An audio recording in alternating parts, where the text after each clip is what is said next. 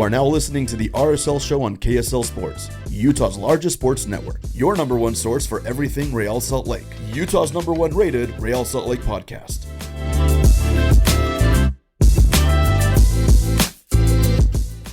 All right, welcome in. It's a brand new edition of the RSL Show here on the KSL Sports Network. Alex Napoles, Josh Clark, who's back, and Carson Lantz joining us. Let's start there, Josh. Talk to us about Old Trafford. How was your vacation, man? My vacation was very good. Missed you guys. Missed talking RSL. I was thankful that the Galaxy game was a 2:30 kick here, so I could actually watch it. I wasn't getting up at 3:30 for the Nashville game. So sorry. Apologies all around. That's early when you're on vacation, man. But don't be sorry. That is early. But no, Old Trafford was awesome. The game itself sucked. Reminded me a lot of watching RSL, honestly. A lot of disappointment. But atmosphere, that was cool. Bucket list item checked off. The bars, the supporter bars before the game were probably my favorite part. So yeah, 2 weeks out of the country, I'm back. And fighting off a little jet lag right now. But yeah. Absolutely. Back and ready to roll. Glad to have you back. Thanks for joining us again today.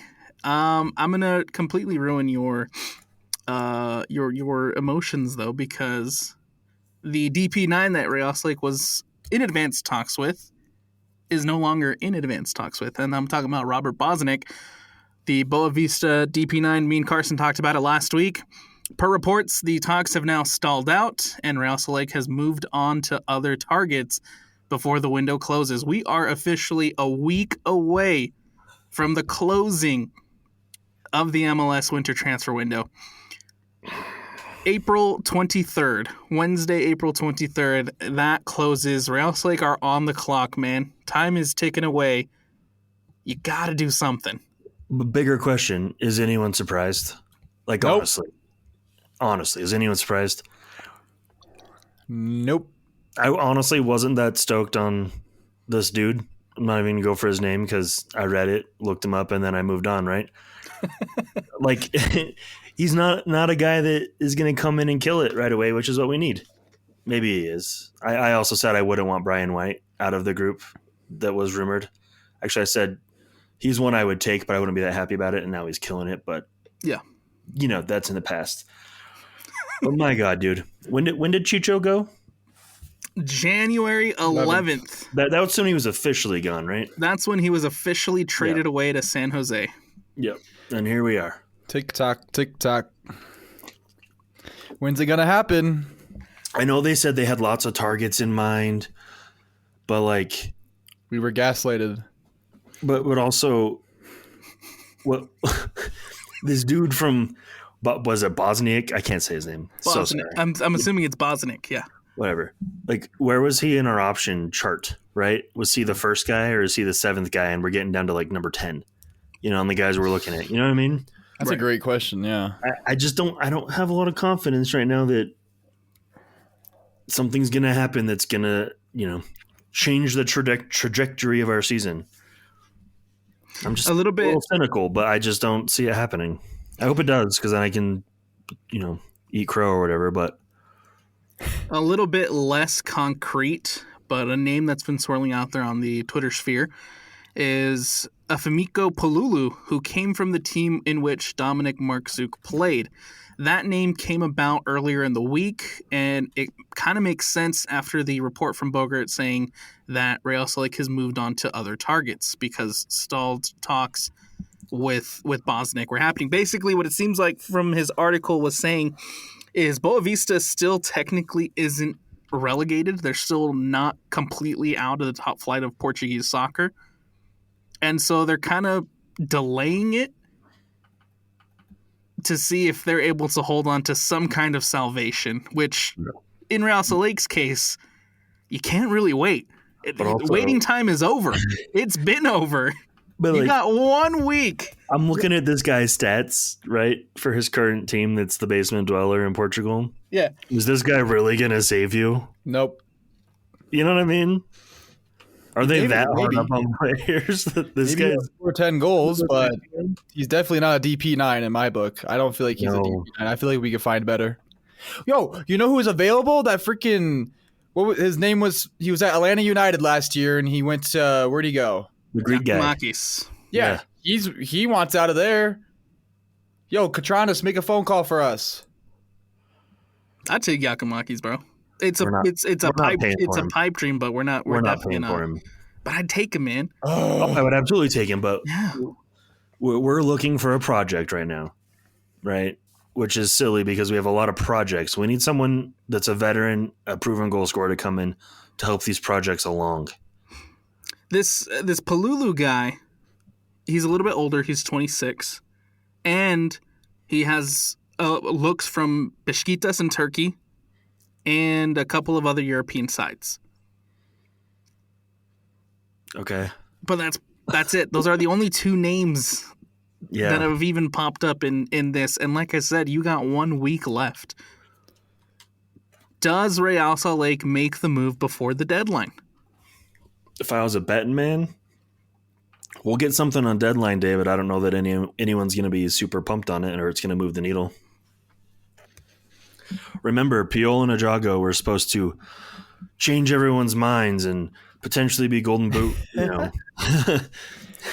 front runners. In comes Barrera, and all of a sudden Ajago's not even on the bench anymore. He's playing for the Monarchs. Yeah. Barrera's been one of the best signings we've made, and he's a draft pick. Like, that's cool, but where's our quote-unquote Chicho that's going to carry the load, right, to let all these other guys develop and keep us relevant? I feel like there's Again, a lot of... This is a good team. It's missing a really big piece, like it has for the last 10 years since Sabo left, and then we had Chicho for a year and a half or however long he was here. Not even a year and a half because he was suspended for half the damn thing, but I don't know, man. He was only suspended for 3 games. Yeah, there's the break in there, and then he essentially disappeared after that. He didn't score a goal. Yeah. So in my book, he was gone for half a year. I just feel like there's been a lot of false promises. Hey, like we're gonna make a DP9 signing. You just be patient, and look, we got a week now, and we're potentially getting the new ownership. And whenever ownership changes happen, there's most likely not going to be signings right away. Exactly, and maybe that's why they were like, maybe not. This transfer window. But if we don't get something done this transfer window that can kind of turn the tide of the season, we're not making the playoffs. I do think that a move is made before the window closes. Yeah, it's just not one we're going to like. It's just going to be Willie Agata from Sporting Kansas City. Again, not a move we're going to like. Exactly. It's going to be nothing that's going to move the needle or correct our course. Do you guys think we end up doing like a loan for a player or something? Yeah, a loan for Willie Agata. Who the frick is Willie Agata? Exactly, Carson. SKC legend, buddy. I'm cooked. Let's see. How many goals has Willie Agata scored in the last couple of years? While you look that up, Wednesday, April 23rd, that is the end of the window. That is when the winter window closes for Major League Soccer. Real Salt Lake is on a clock, a very, very thin clock, and we'll see if a move gets made, whether that be Bozanic, whether that be Palulu, whether that be some bandage that's brought in on a loan to get us to the summer. We'll see. Since 2022, he's scored 23 goals in 62 appearances, which isn't terrible. But no, I'm okay. Willie Agata just doesn't move the needle. Nope. No. We got a taste of the needle moving, man. You got to continue. Yeah. Especially when you're dropping stupid points constantly, man. We've been spoiled the last couple of windows, man, and this one, there's been nothing this window. No, and I guarantee you, like Carson said, the ownership change is probably a huge part of it. Right. But you know what I would really like, guys? I would really like a season where something outside of our control, right, the players' control, completely derails our season. Yeah. Every year something happens, whether it's suspension, ownership change again, right? Coaches getting fired for racist comments, whatever it is. Every year there's something. And I would really like one season where there's just good stuff. because this ownership change, we haven't gotten to talk about it yet because I was out of town. Wow, right? Kind of saw it coming. Soon as Utah Hockey Club got announced with Ryan Smith, right? Even though he was only the minority owner, you could see that RSL was kind of put on the back burner pretty quickly, right? Yep. It's been coming, and it's kind of sad because like he started out so well. He wanted to do all these things for Real Salt Lake and sports in Utah, and now he's just gone, just like that, written off. I mean, he did do a lot of good to start. He did, but then right? he got distracted. I feel like a lot of what he did was exactly what he did with the Utah Hockey Club, and that was focus on the fan, focus on the experience. Right, and then he got distracted. The stadium upgrades and everything, that was mostly a Ryan Smith project. Right. And he did a lot, and he did a lot for the fans. He did a lot of really, really good things for this club, and I hope that the fans listening now, the people listening now, I hope that they don't discredit what he did just because now he's jumping ship. Did he do a lot though, or was it Blitzer? It was Smith. Okay. As far as this fan experience goes, and as far as getting Real Salt Lake from where they were in that weird limbo phase to saving us from league ownership, essentially. There you go. No, and I'm not trying to sound angry at Ryan Smith. I get it. Right. Yeah. Right. But it just sucked. Like, oh, you just came in and this other awesome opportunity came up, which I'm very thankful for. I love the Utah Hockey Club. Hopefully the Mammoth. But it's just a bummer that we only got a small taste, right? And now we're back on the market. And now it's another local family that's been in sports. And my fear now is, they come in and buy it. We start to be happy again. They do some good things. And then they bring baseball in, right? And then suddenly we're not the focus anymore. And it's just back to this cycle of what is going on. I just need to somehow make billions of dollars, guys. No, and I mean, we can have some fun. And that's valid. That's a completely valid way to look at it because, I mean, we're, 2-3 years removed from the announcement that Blitzer and Ryan Smith were taking over, and we already have a change in ownership on the horizon. Yeah, it just feels like we're a hot potato right now. It kind of does feel that way, man. Yeah. It kind of does. On the bright side, Gail Miller and the Miller family has $2 billion more than Ryan Smith. So let's see him do some work. You know what I'm saying? Yes, sir. Speaking of which, on the ownership change front side of things, it was just announced that there will be an announcement on Friday at America First Field. Wonder what that announcement's going to be? Yeah, who knows? Who knows? We'll keep you posted. Hey, let's move on. Carson, talk to us a little bit about what's going on with the Academy and what's going on with the Real Monarchs. There's a couple of exciting things happening with the Monarchs specifically, and specifically a player that we all have our eyes on. Well, the Real Monarchs have so far, they've only played, about 4 matches, and their record is 2 wins, 1 draw, and 1 loss, with their last match being versus the Town FC. They played that one at home, and who else other than standout player Aiden Herzakani, another brace, his second brace of the season. His first brace was versus rivals, Portland Timbers, their second team. And just this kid is just taken MLS Next Pro League by surprise. He's just come out of nowhere. I mean, I kind of had his eyes on him last season because he trained a lot with RSL. And when there's a young kid like that training with the first team, you tend to notice. And now he's just taken that league by storm, and he has 4 goals in 3 games, 5 goal contributions as well. So that's 5 goals and assists in 4 games, and just wow. There's actually one more player though. We've actually low key made a lot of just under the table signings for the Monarchs. And a lot of guys I did not know, I didn't even know we signed that much guys. But there was one kid who came off the bench, Usman Torre. Came off the bench, played 28 minutes versus the Town FC and got 2 assists just like that. Wow. We also have Raquelme. So Raquelme's a baller too. Yeah, Raquelme's over at the GA Cup going on right now? That's right. Yeah. He's over there balling out. Same with Owen Anderson, all those guys. Will Mackey. I think both the under 18s and the under 16s are both in the quarterfinals, and they're like six MLS clubs that have had both age groups move on to the quarterfinals. 2 years in a row, I think, for RSL. Hey, you can have a good academy, but can that academy translate to the first team? Can they even get on the field for the first team? That was my next question. That was my next question exactly. How long is it going to take for us to start getting a glimpse of Aiden Herzakani with Real Salt Lake?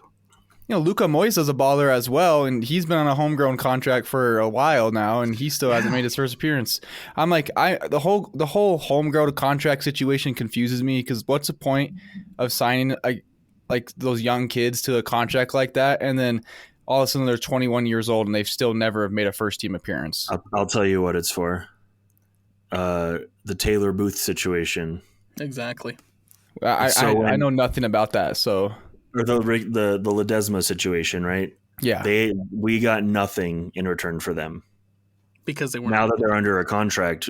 If they do somehow move on, find a home elsewhere, we'll actually get reimbursed a bit. Okay. Which is why I think there was a fee attached to Fernando Delgado this offseason when he moved on. Yep.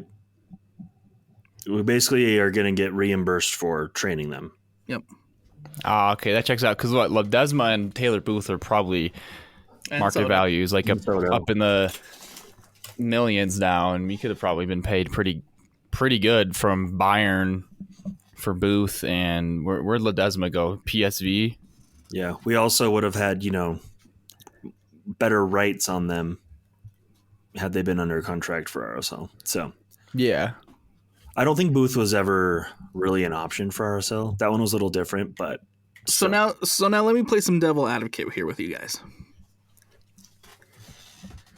If Real Salt Lake, we as fans, we want these big signings, right? We want guys to come in and contribute with the first team. We want DP level guys coming in, specifically right now in the DP9 position, right? Sure. But if there's a kid that can do it from the MLS Next Pro, let's give him a shot. That's what I'm saying. Give him a shot. How do you find that balance of bringing in top players who can contribute in Major League Soccer while continuing to foster and allow guys like Gozo and, like I said, hopefully get Aiden onto the pitch here for the first team and start getting those minutes? Well, you know why? It's because the MLS makes it so complicated to rotate guys straight from the Monarchs to the first team. I hate that so much. Yeah, I thought the new rules were supposed to make it easier. I think they buffed it up a little bit, but I still think it's still pretty hard to be rotating guys between teams. It is. Like for example, you look at Manchester United, like Kobe Mainu all of a sudden just came out of nowhere. They have academy guys on their bench every game, and there's no restrictions to that.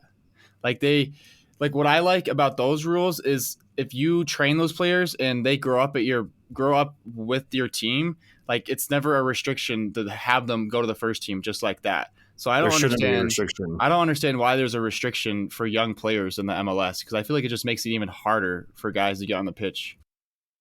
Well, and then that comes into, what we've been talking about for the last, 3 years, Josh? The roster rules in Major League Soccer need to change. Oh, so badly. You know what else needs to go away? Discovery rights. Discovery rights. Well, we'll get into that one here in just a sec, Josh. A lot of changes are needed, though. Miami. Man, you have to allow a team like Real Salt Lake, who's right now in this transition where they're priding themselves in player development and young talent development, to really let them come in and use that young talent. I don't know if we're really going to get a good opportunity to see Aiden Herzakani this season play with that first team because of the way the rules are set up, the way the system is set up. He's technically off roster because we just don't have the roster spots for him right now. Right. And barring any kind of crazy injuries where you can make moves like that. Yeah. It's kind of screwed. It's stupid. That's minor league baseball doesn't work that way. Yeah, no, absolutely not. Minor league hockey doesn't work that way. What's his face? They had Kershaw playing in AAA this week. Right. And that's not even a homegrown guy, right? That's not academy stuff. I could see not being like, hey, Ojeda, you're going to go play with the Monarchs for a minute just to get some wins, right? Don't need to do that, but if it's an academy player that came from your academy and you signed him as a homegrown, Yeah. there should be no limitations to moving him up and down. Nope. I agree. 100% agree. Speaking of discovery rights, Carson and I talked about it last week. Kevin De Bruyne's discovery rights now belong to Inter Miami, but reports coming out earlier today saying that Kevin De Bruyne and Chicago were very close to a deal. Hey, Cool. Greg Berhalter's buddies over at the MLS are helping him out there, it seems like. So good for him if they end up getting that deal done. I really hope they do, man. He's one guy that I absolutely would love to see in Major League Soccer. Yeah. I got to see him play two Sundays ago. Yeah, man. Hey. In a better situation. Yeah. I mean, I'm fine with him going to Chicago. Come on over to MLS, but if he would have gone to Miami, like, I think people's heads would have exploded. Because Right. explain that to everybody, right? We can barely sign a guy from like a second division without breaking a rule, and here's Miami with 3/4 of Barcelona and all these other guys, and here's Kevin De Bruyne too. Yeah, would have been ridiculous, but it also would not have surprised me. Terrible. I would absolutely, like I said, absolutely would love to see him in Major League Soccer. Really, really hope this Chicago deal goes through. I probably would have yelled into the mic if Miami would have signed De Bruyne, but luckily we won't have to hear that. Maybe ink's not dry. In other news, Javane Brown out for the season. Had a knee surgery earlier this week, and Javane Brown will no longer be available for Real Salt Lake. Are we still regretting that Brody trade? No, Okay. no. Even with Put how a traffic cone it right back instead. It's fine. even with how thin they are right now at that right back position now, Yeah, and Philip Quinton can fill in. It's fine. I guess. No. It sucks for Javane Brown. Right, that's a bummer. Hope he gets better, but not regretting Andrew Brody at all. I forgot that guy existed for a second. I'm not going to lie. It's easy to forget. He's not an easy one to remember. Rafa Cabral starts in goal for Real Salt Lake against Nashville. Bodie Hidalgo at the right, Justin Glad and Vera, the two center back partnership with Alex Catranis on the left, Brian Ojeda and Nelly in the midfield, Luna, Gonçalves, Marchuk, and of course Ari Piol up top, unchanged from that 2-0 win against the LA Galaxy. And look, guys, I'm going to be completely honest. I think for a vast majority of the first 12 minutes of this one, Real Salt Lake were by far the better side. I have to hold my opinions here because I did not watch the entire match because I was in Europe. So I'll let you guys talk a little bit and I'll interject with stupid thoughts. No, Carson, yeah. you agree? Yeah, we definitely dominated them on the ball for a majority of the game. That's really about it. See, that's the thing, is I think that once Real Salt Lake scored, I think they kind of took their foot off the gas, and either they took their foot off their gas or Nashville woke up. And I'm going to go with the latter. I'm going to say Nashville woke up because I think after 12 minutes into this one, once Real Salt Lake was up 1-0, it seemed like Nashville was kind of all over the place. Nashville sucked. And then all of a sudden, like, they avoided a red card and decided to become good. Hey, sometimes you need that little gift, right, to kind of make you snap into it. And Sometimes you need it. You need a little bit of luck on your side. A big gift. They had a lot of bit of luck. Yeah. But we won't get into this referee too much, but we all know his history. Was the referee Chapman? No, this guy actually dislikes us more than Alan Chapman. Marufo, right? It was Marufo. Yeah. We haven't seen him for a while. I have my thoughts about Marufo, but VAR decides to intervene. Real Salt Lake's up 1-0. VAR intervenes and reviews a play on Dominic Marchuk where Lovitz clearly malicious play to the neck and face area, which the law of MLS soccer, of MLS rules, clearly states that any forcible contact to the head and neck area is a red card. Did we see a red card? It's Marufo, so no. But, REPO will get sent off for something incidental and, you know, it's fine. It's a conversation we've had before in the past, Josh. The inconsistency from the officials, from a very clear written law in Major League Soccer, but it's just never enforced. Nope. I feel like we have this conversation every episode. Something's always going on with the ref and just how inconsistent they are, and it's like actually starting to get really ridiculous and concerning. Yeah, but like Pro this season has gone to another level of bad. Yeah, we just need robots to do it, man. Across the league, I think Pro, we're not the only ones complaining.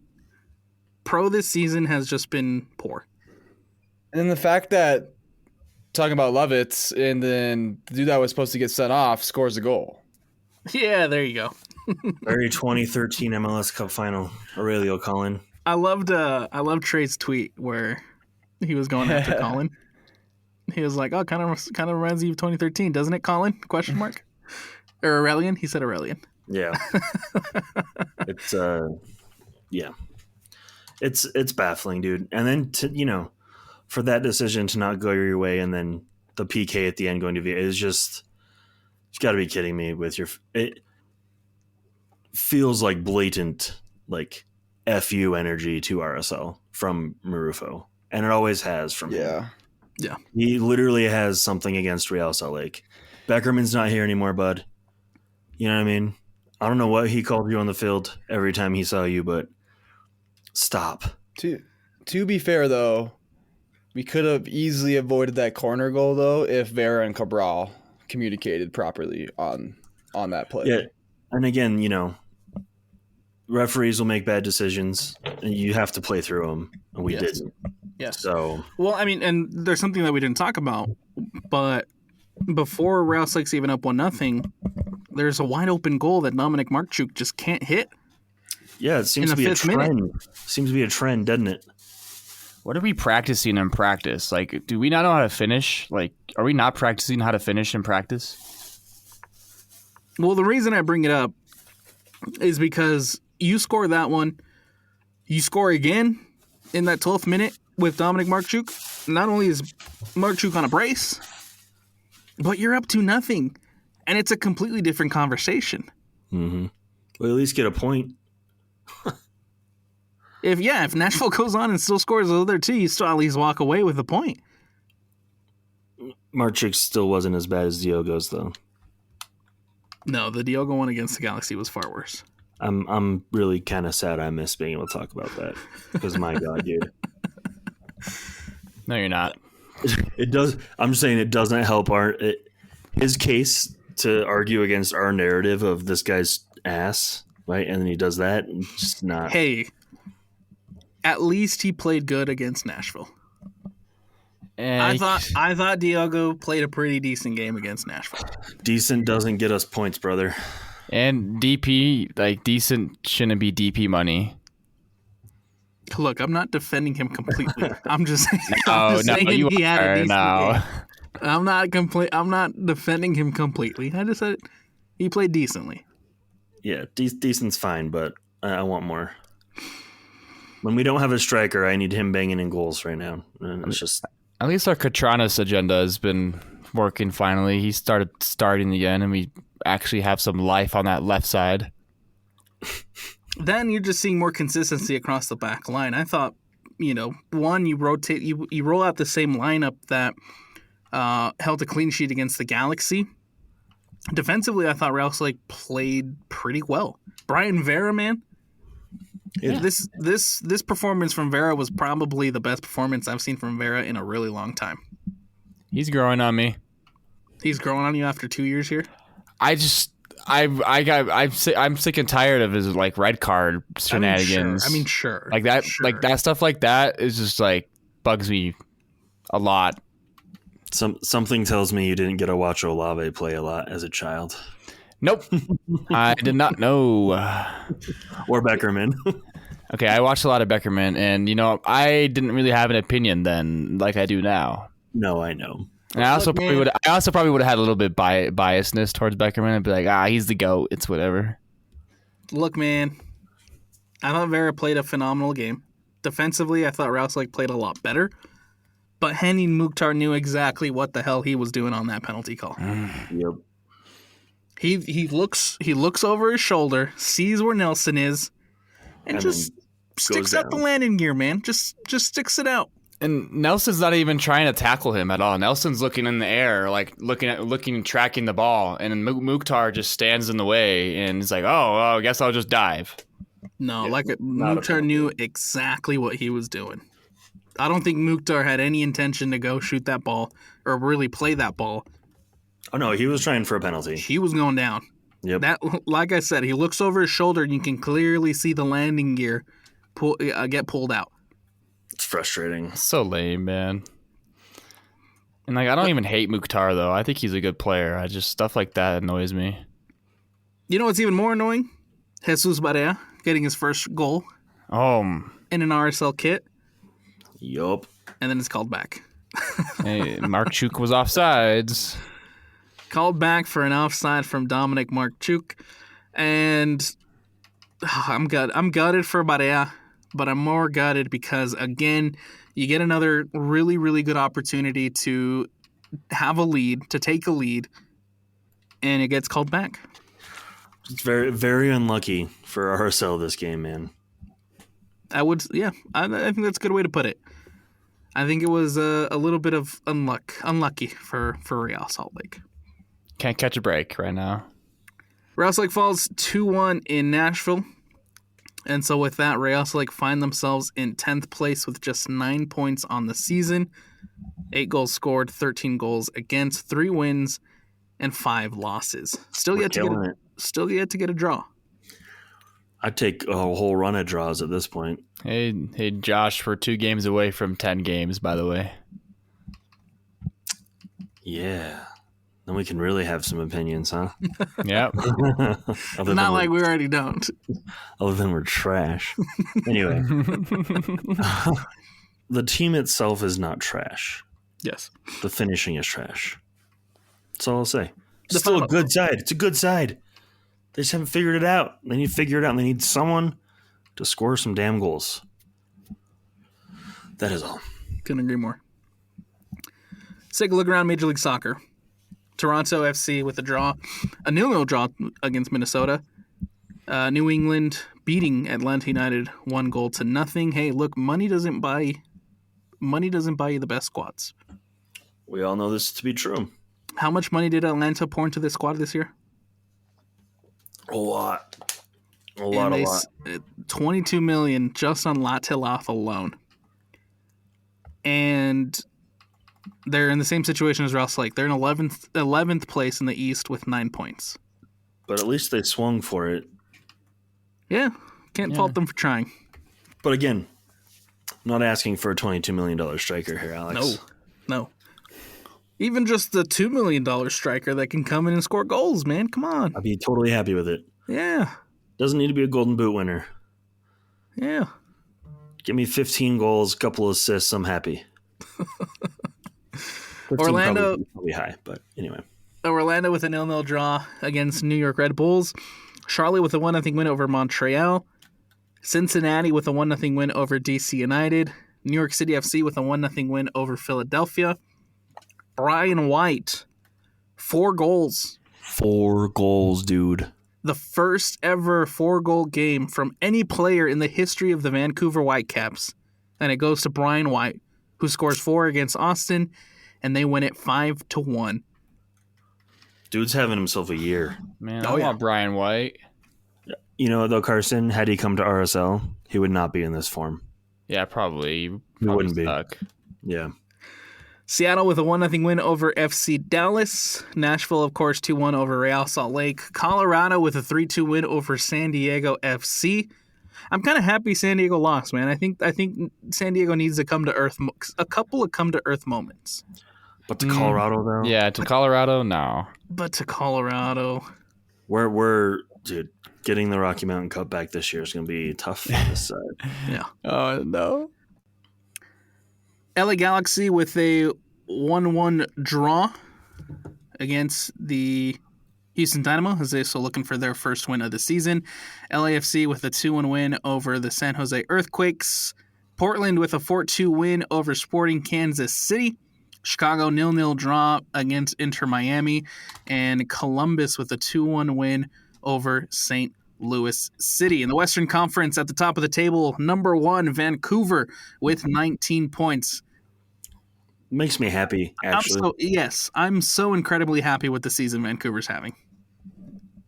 I know they're Western Conference rivals, and I know, we're supposed to have some animosity towards our other Western Conference counterparts, but not Vancouver, man. I'm actually super stoked to see Vancouver have a successful season. They lived here for a whole year. Yeah, man. We have Demir. It's fine. I'd rather see if we're not at the top of the table, I'd rather see Vancouver there than, any Miami team, SKC, Colorado, any of those guys. Vancouver's great there if it's not us.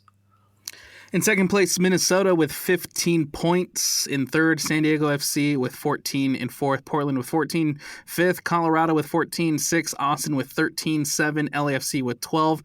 And then we go down to the bottom of the table where you have Real Salt Lake in 10th with 9. In 11th, Seattle Sounders with 9. St. Louis City in 12th with 8. Houston 13-6. Sporting Kansas City 14 with 4. And then the Galaxy at the bottom with 3. That's so wild. I was talking about this to Carson last week, and it's so crazy that the teams that were near the top last season are the teams that are at the bottom this year, and then vice versa. All the teams that struggled last season are at the top, and now you even have newcomers like San Diego who are chilling at the top of the table, man.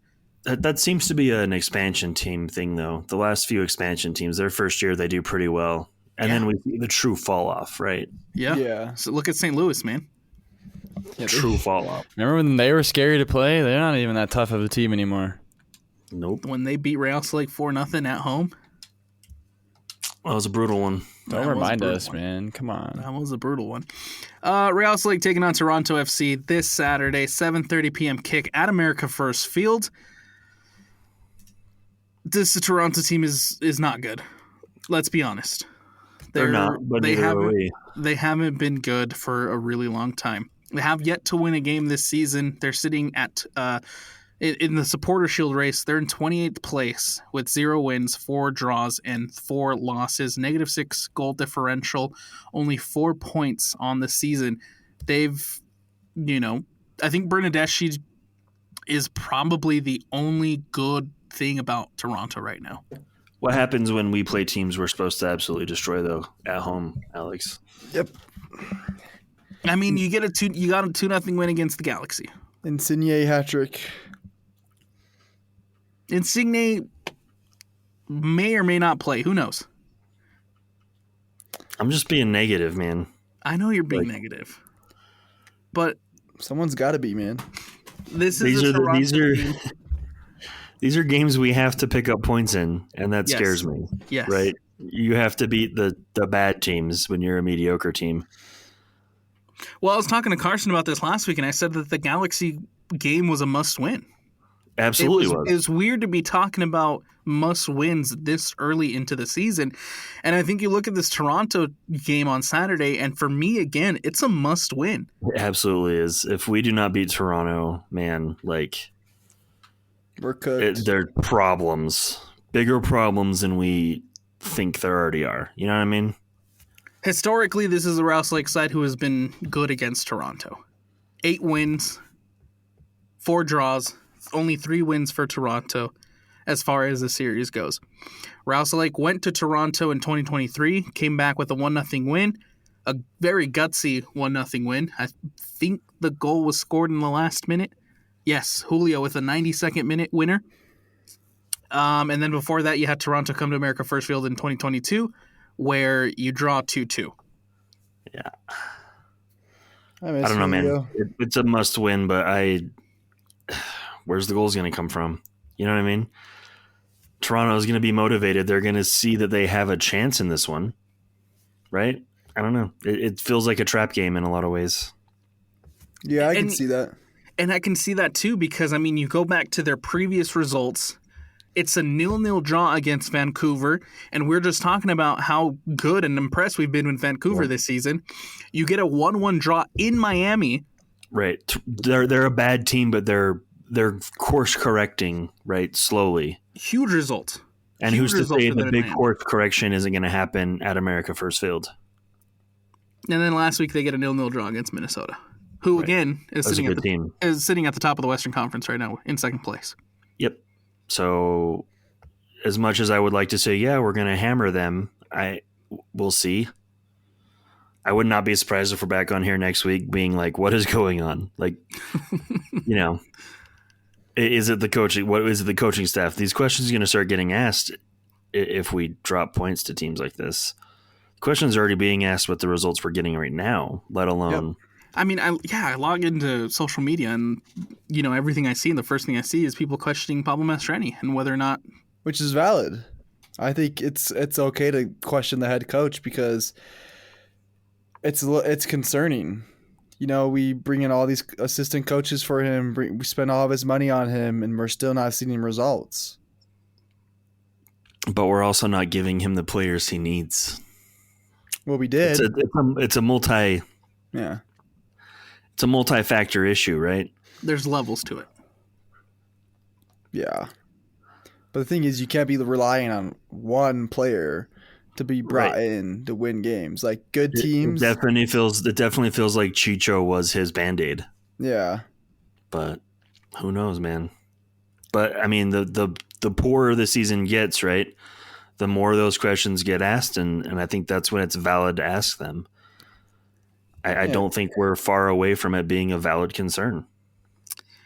How many games has Real Salt Lake lost this season when being ahead from a winning position? I don't know the actual number off the top of my head, but it feels like a few. You're up 1-0 against Herediano. Yeah. You're up 1-0 against San Diego. You're up 1-0 against Nashville. 3. That's bad. And what do a lot of those games have in common, too? Poor substitutions. Just saying. Can you blame the subs on this one against Nashville? Yes. I can't because I didn't watch it all the way through because it was 3:30 in the morning. So I'll hold off on that answer. Well, I mean, I've seen a lot of criticism going Nelson Palacio's way, but I don't know if we can blame Nelson in this one. It's not his fault that a penalty got called unjustly against him, no. But that's all I have to go on. And from a substitution perspective, Jesus Barea was subbed in, and he ultimately got a goal, but it was called back. I'm not really making that comment in particular towards this game, but the San Diego and Herediano, yeah. Any predictions for this Toronto matchup? I'm gonna be cynical and say that we're gonna lose, man. Because I never say we're gonna win because that always backfires. So let's go with we're gonna lose. Because why not? I'm gonna say 3-0 win RSL. Whoa! Who's scoring the goals, brother? Let's give one to Luna. Let's give one to Glad, or one of the center backs off a set piece, and then let's say a Peel goal. I'm gonna go. By the way, I said Real Salt Lake was gonna lose 2-1 in Nashville. Just want to throw that out there. Yeah. I'm gonna go 2-0 Real Salt Lake at home. Who's scoring the goals? We'll give one to Luna and we'll give one to Peel. Heck yeah. Man, it's like none of us think Diogo will ever score, huh? I mean, he's given us no reason to believe that he is. Unfortunate. Especially when there's a clear-cut opportunity. Oh my gosh. I'm still not over that one that he blasted against the Galaxy, man. I love that it made the faces of the week. Oh man. Yeah, we made Real Salt Lake made national pages, but for all the wrong reasons. Yeah, for the not top 10 plays. Yeah, man. Let's go. It's not good. We're making waves. Josh, anything else you want to add before we wrap this one up, man? No, I'm just cynical and very happy to be back talking about things that bring me pain. Carson, anything else you want to add, man? I'm tired. And it's also getting very, very hard week by week to just sit down and watch an RSL game and actually enjoy it. You know what? Winning makes everything better. It really does. It really does. It really does. Real Salt Lake taking on Toronto FC this Saturday, 7:30 p.m. kickoff at America First Field. Go get your tickets. Go be there. Go support. There's also a Royals game on Friday at America First Field, so get tickets for that too. It's a doubleheader weekend. Go out, go support both sides, and we'll be back hopefully next weekend talking about what we want and what we hope is a positive result against Toronto FC. That's going to do it for us here on the RSL Show on the KSL Sports Network. Don't forget to go like, don't forget to go subscribe, don't forget to go do what you have to do to follow the RSL Show for the best RSL content. The most cynical RSL content.